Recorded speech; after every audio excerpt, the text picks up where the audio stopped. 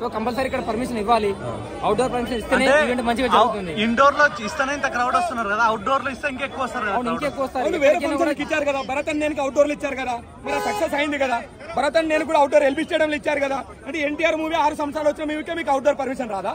ఇక్కడ కలికి కూడా ఇచ్చారు కదా. ఇక్కడ గవర్నమెంట్ అట్టర్ ఫ్లాప్ అయింది. 4000 కెపాసిటీ 25,000 వస్తే నీకు శ్రేయస్ మీద చేత కాదా?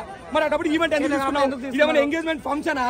ఎన్టీఆర్ 6 సంవత్సరాలు మా దేవుని చూసగా మీరు లేక మేము ఈవెంట్కి వస్తే ఎక్కడ మేము అనంతపురం కర్నూలు నుంచి వచ్చినాం.